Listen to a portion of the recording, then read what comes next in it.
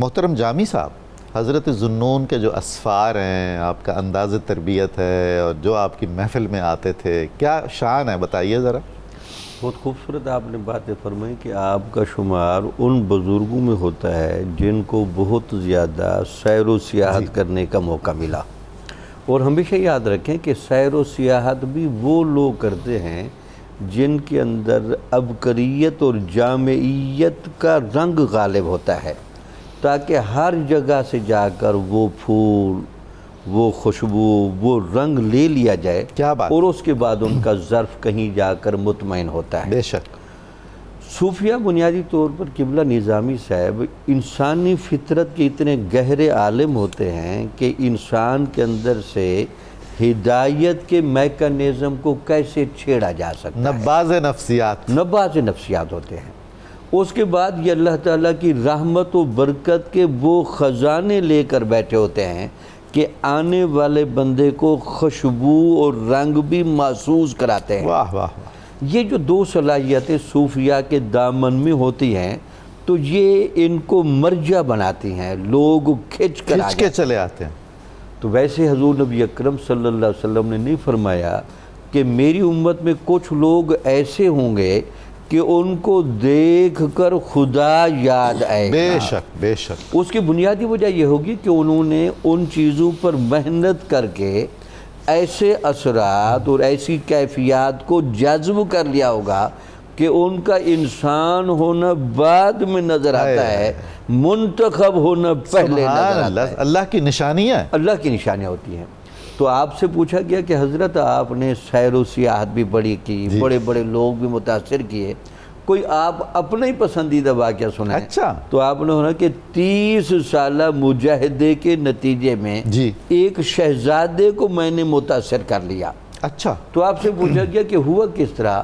تو آپ نے کہا جی میں بیٹھا گفتگو کر رہا تھا کہ یار اپنے سے بڑے کے ساتھ لڑائی مول نہیں لینی چاہیے، ہمیشہ جب بھی لڑنا چاہیے اپنے سے کمزور سے لڑنا چاہیے۔ وہ ایک شہزادہ جا رہا تھا گھوڑے پر سوار کر، وہ رک گیا، اس نے کہا یہ آپ کیا بات کر رہے ہیں کہ اپنے سے بڑے کے ساتھ اپنے سے طاقتور کے ساتھ نہ لڑیں۔ تو جب وہ آیا قریب تو آپ نے فرمایا کہ اللہ تعالیٰ سب سے زیادہ طاقتور ہے، اللہ تعالیٰ کی نافرمانی کر کے اس کے ساتھ لڑا نہیں جا سکتا، بے شک، اس کے قانون عذاب کی گرپ میں بندہ آ جاتا ہے۔ اللہ اکبر۔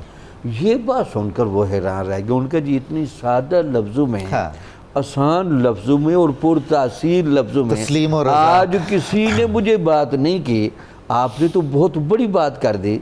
اب یہ بتائیں کہ اللہ تعالیٰ کے ساتھ جو صلح ہے یا مطابعت ہے یا حکم ماننے کی کیفیت ہے وہ کیا ہے؟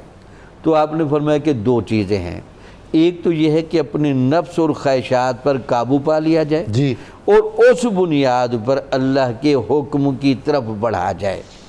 دوسری صورت یہ ہے کہ نئی محبت اور جنون کو اپنے اوپر سوار کر لیا جائے اور محبت الہی کے رستے سے آیا جائے۔ تو بہرحال کہتے ہیں کہ وہ جو شہزادہ تھا اس نے محبت الہی کے رستے کو پسند کیا۔ اب صوفیہ کسی کے اندر محبت الہی پیدا کیسے کرتے ہیں؟ ایک تو وہ پیدا کرتے ہیں اپنی اس نگاہ لطف و کرم سے جو رحمت کے خزانے سے ان کو ملی ہوتی ہے، اور اس کے لیے صحبت لازم ہے، صحبت لازم ہے، اور اس کے علاوہ عبادات کا اور نوافل کا وہ رنگ اس پر چڑھاتے ہیں، کثرت نوافل کا رنگ۔ خود حضور نبی اکرم صلی اللہ علیہ وسلم نے فرمایا کہ بندہ قرب کے اور محبت کے کن دائروں سے گزارا جاتا ہے۔ تو یہ صوفیہ کے ہاں طریقہ کار ہوتا ہے۔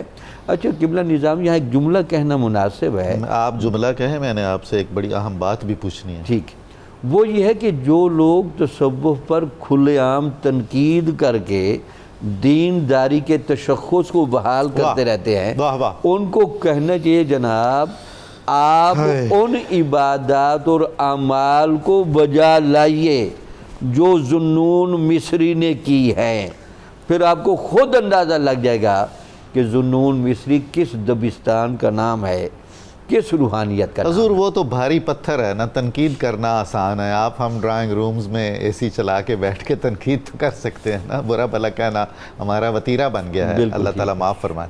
میں آپ سے یہ پوچھنا چاہ رہا ہوں، رہنمائی لینا چاہ رہا ہوں کہ حضرت ابن عربی نے ایک کمال بات کی، آپ فرماتے ہیں کہ حضرت ذوالنون مصری کو اللہ تعالیٰ نے یہ قدرت عطا فرمائی تھی کہ وہ اجساد اور اجسام میں تصرف کر سکتے تھے۔ کیا مراد ہوگی اس سے؟ مقصد یہ ہے کہ اجساد اور اجسام میں بنیادی طور پر تصرف کرنا، یہاں ذرا میں جی ضرور، چلو بات لے آؤں۔ حضور نبی اکرم صلی اللہ علیہ وسلم کو جب حالت معراج میں لے جایا گیا تو ہمارے نزدیک وہ معراج جسمانی ہے۔ تو عام عقل کہتی ہے کہ جسم کو کیسے معراج ہو سکتی ہے؟ تو وہاں جملہ بولتے ہیں سمجھانے کے لیے، جسم دل کی جگہ پر آ گیا، دل روح کی جگہ پر آ گئی، روح صبغت اللہ کے رنگ میں گم ہو گئی۔ کمال ہو گئی ہے۔ تو جس طرح یہ ایک رنگ ہے، اللہ تعالیٰ نے صوفیاء کو یہ ایک ملکہ دیا ہوتا ہے، تزکیہ اور تصفیہ کے رنگ سے جب یہ گزرتے ہیں نا، یہ ہمارے ہاں غلط فہمی ہے کہ جسم و روح کا تضاد اصلی ہے۔ بہت خوب ہے۔ جسم و روح کا اصلی تضاد نہیں ہے۔ روح جسم روح سے تضاد اس وقت رکھ کے بیٹھتی ہے جب مادی لذتوں میں یہ گم رہے۔ بے شک۔ اگر اس کو مادی لذتوں سے نکال لیا جائے، روحانیت ہو اور جائے، ذکر و اذکار کی کثرت کے ساتھ، اور اس کو پراپر ظاہر و باطن کا وضو کرا لیا جائے، کمال ہے۔ تو اس وضو کے بعد روح باقاعدہ، جسم باقاعدہ روح کی سواری کا کام کرتی ہے۔ سبحان اللہ۔ تو لہٰذا ان کو اسی لیے کہا جاتا ہے کہ یہ جو صوفیاء ہوتے ہیں، ان کے جسم چونکہ رکاوٹ نہیں بنتے، لطیف ہو چکے، اس لیے یہ لوگ آنے والے لوگوں کے دل و روح میں جو اللہ نے وہ توحید کی الستو بربکم کا داعیہ رکھا ہے، اس کو منٹوں میں ابھار دیتے ہیں۔ کیا بات! تو اسی منٹوں میں بندے کے باطن کے جذبے کو ابھار کر اس پر طاری کر دینا، اس کو کہتے ہیں تصرف کرنا۔ سبحان اللہ۔